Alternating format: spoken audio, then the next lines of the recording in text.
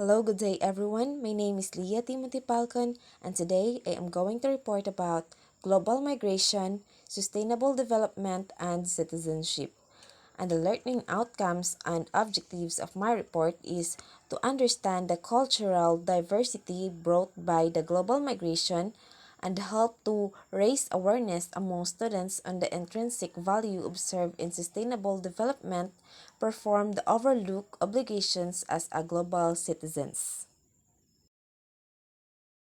So let's start with terminologies. Diaspora defined as a scattered population whose origin lies in a separate geographic locale. Immigrants is a person who comes to a country to take a permanent residence, while migration it is the movement of people from one place to another with the intentions of settling or permanently or temporarily at a new location or geographic region. Global migration. Another term for global migration is international migration. This type of migration occurs when people cross state boundaries and stay in a host state for a certain amount of time. People migrate or move across the globe either voluntarily or involuntarily or forced. Vagabonds are on move because they have to be. They are not faring well in their home countries and are forced to move in the hope that their circumstances will improve. Tourists, on the other hand, are on move because they want to be and because they can afford it. Refugees are vagabonds forced to flee their home countries due to safety concerns, while asylum seekers are refugees who seek to remain in the country to which they flee.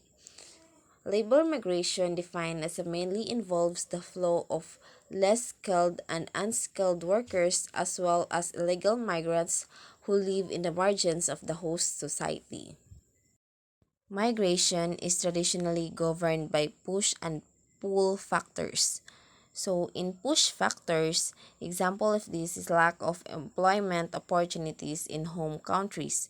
So, the push factors such as political persecution, economic depression, war, and famine in the home country, while pull factors is available work elsewhere. So, in pull factors such as favorable immigration policy, a labor shortage, and a similarity of language and culture in the country of destination. Global factors, which facilitate easy access to information about the country of destination, also exert a significant influence. Many countries face issues of illegal migration. One of these is the United States, which faces the major influx of illegal immigrants from Mexico and other Central American states. A fence is being constructed on the US and Mexico border to control this flow of people. In the North, such as immigrants constitute a younger workforce that does work with locals may not perform, and they are consumers who contribute to growth. They also send remittances back to family members in the country of origin, which improve the lives of the recipients, reduces poverty rates, and increase the level of education as well as the foreign reserves of the home country. According to Malkin 2007, the Philippines is one of the leaders when it comes to the flow of remittances, with 14.7 billion US dollar, and next is the India, which is 524.5 billion, and the China with 21.1 billion dollars.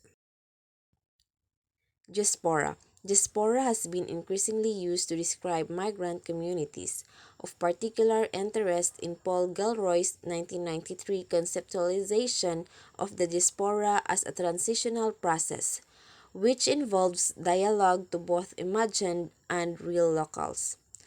While dispersation and globalization are closely interconnected, and the expansion of the latter will lead to an increase in former, which utilize technology such as the internet to maintain the community network. Benefits and detriments for the sending countries.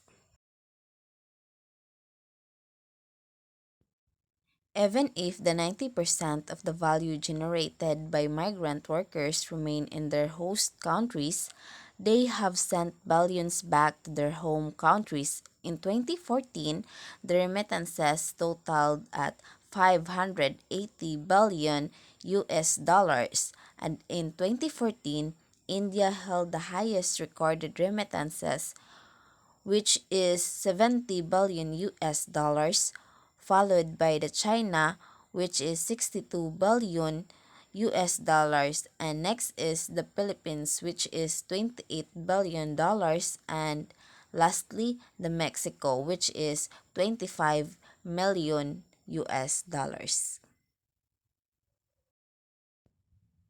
These remittances make significant contributions to the development of small and medium-term industries that help generate jobs. Remittances likewise change the economic and social standing of migrants, as shown by new or renovated homes and by their relatives, access to new consumer goods. The purchasing power of a migrant's family doubles and make it possible for children to start or continue their schooling. According to Asian Development Bank or ADB, it observes that in countries like Philippines, remittances do not have a significant influence on other key items of consumption or investments such as spending on education and healthcare. Remittances therefore may help in lifting household out of poverty, but not in rebalancing growth, especially in the long run. More importantly, global migration is cheapening qualified personnel, removing dynamic young workers. This process has often been referred to as brain drain, and 52% of Filipinos who live for work in the developed world have tertiary education, which is more than double the 23% of overall Filipino population. So, most Filipino professionals such as doctors, nurses, engineers, teachers choose to work abroad because of high salary instead of working in the Philippines. The problem of human trafficking. Human trafficking is the trade of humans for the purpose of forced labor, sexual slavery, or commercial sexual exploitation. Human trafficking can occur within a country or transnationally. According to United States Federal Bureau of Investigation lists human trafficking as the third largest criminal activity worldwide. In 2012, the International Labor Organization or ILO identified 21 million men, women, and children as a victim of forced labor, an appalling 3 out of every 1,000 persons worldwide.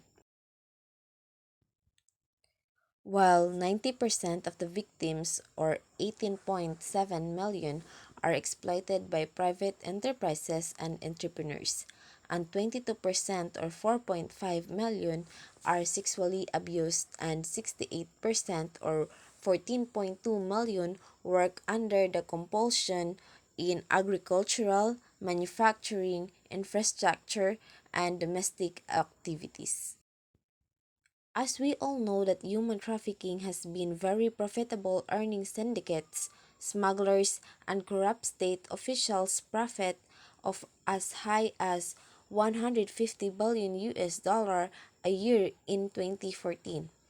Governments, the private sectors, and civil society groups have worked together to put combat human trafficking, yet the result remain uneven. And that's all with my report. Thank you for listening.